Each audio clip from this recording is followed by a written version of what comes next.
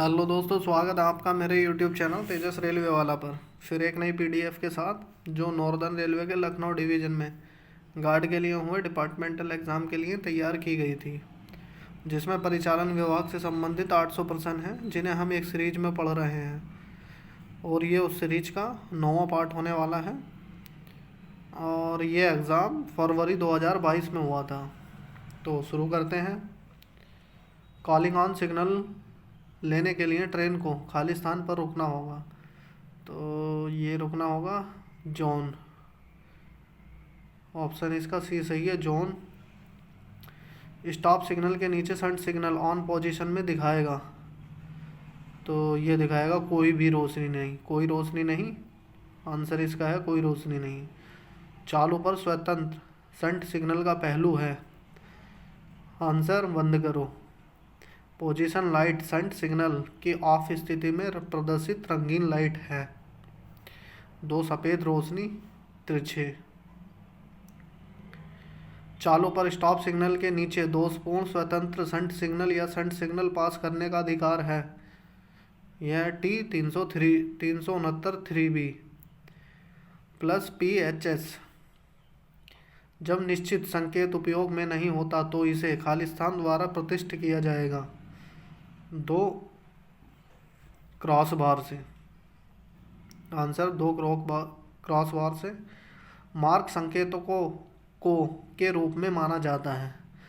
तो आंसर इसका है स्टॉप सिग्नल के रूप में। ऑप्शन इसका बी सही है। जब कोई सिग्नल नया खड़ा या स्थानांतरित किया जाता है तो चेतावनी आदेश खाली स्थान की अवधि के लिए दिया जाएगा।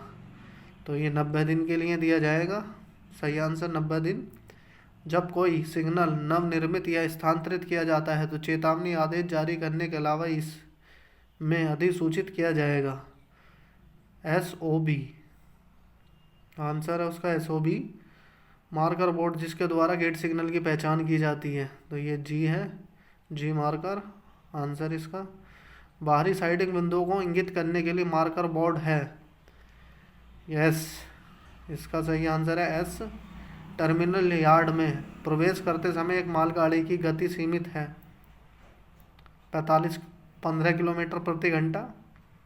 एक सिग्नल जिसे ट्रेन के लिए ऑफ किया जाता है केवल आपात स्थिति में चालू स्थिति में रखा जाएगा। आंसर है दुर्घटनाओं को टालें।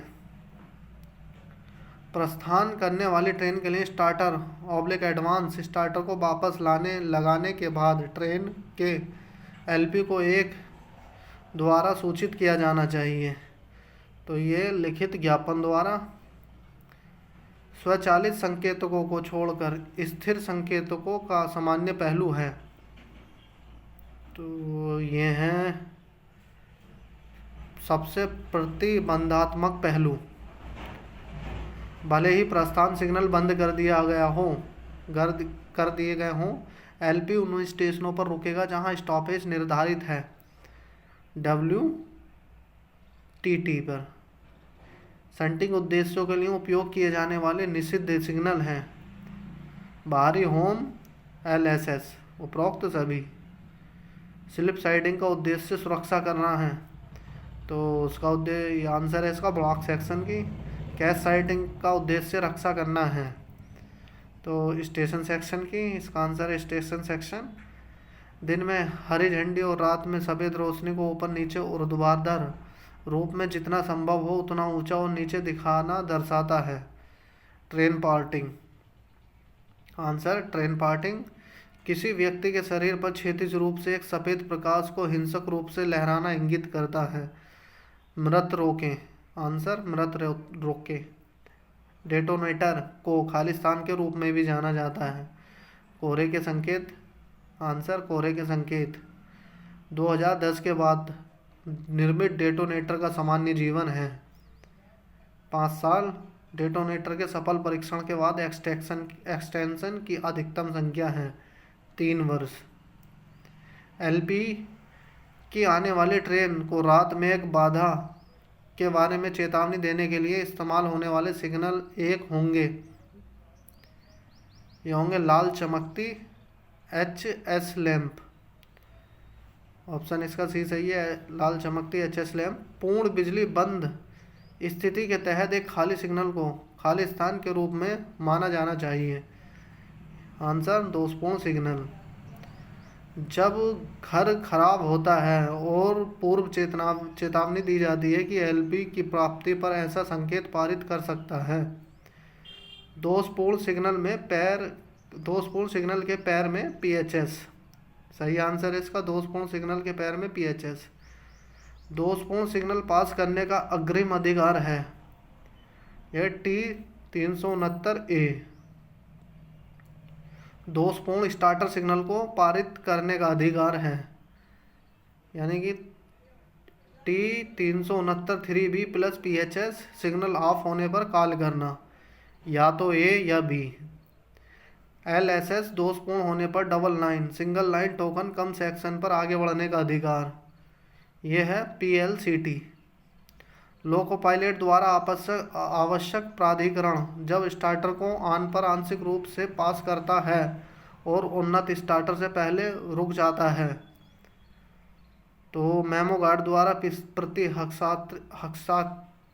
हस्ताक्षरित T369 प्लस PHS या ATP। उपरोक्त सभी, आंसर इसका उपरोक्त सभी दिन के दौरान जब गेट सिग्नल ऑन होता है तब एलपी की प्रतीक्षा करेगा 1 मिनट।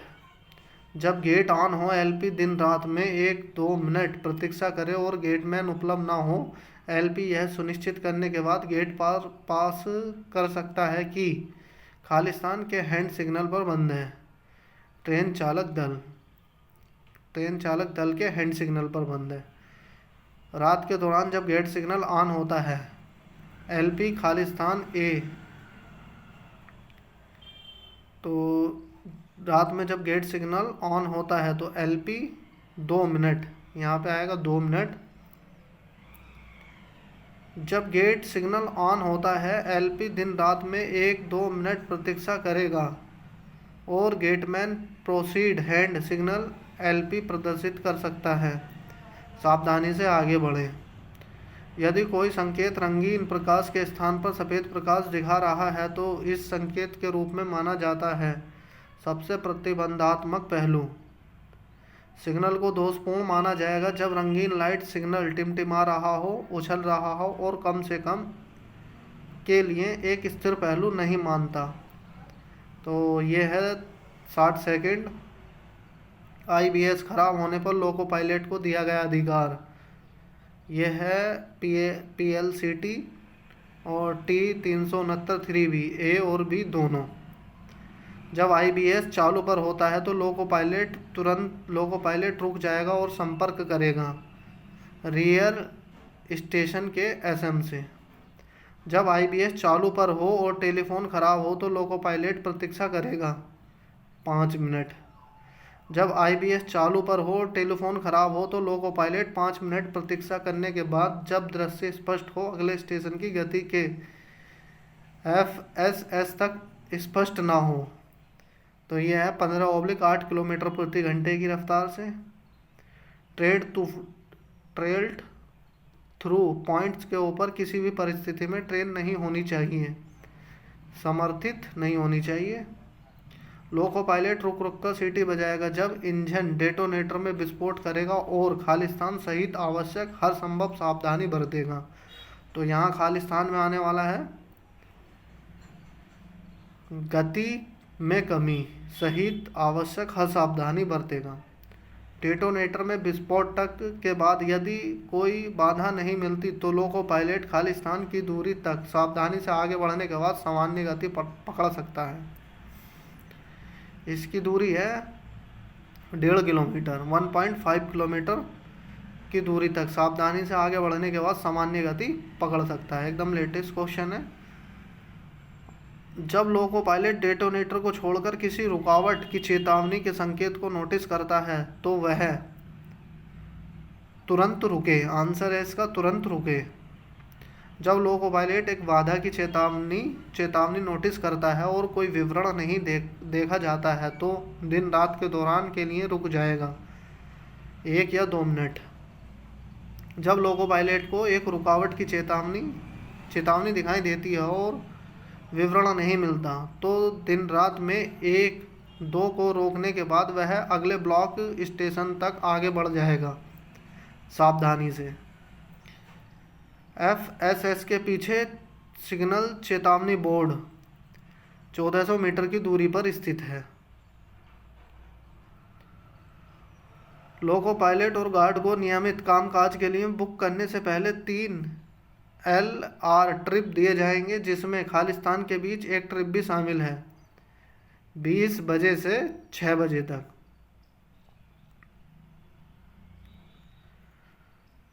लास्ट है ये, गार्ड ड्यूटी के लिए रिपोर्टिंग के अधिकृत स्थान पर स्टेशन की घड़ी या घड़ी द्वारा अपनी घड़ी सेट करेगा और LP को समय की सूचना देगा और खालिस्तान में प्रवेश करेगा। खालिस्तान में आएगा, यहाँ CTR में प्रवेश करेगा।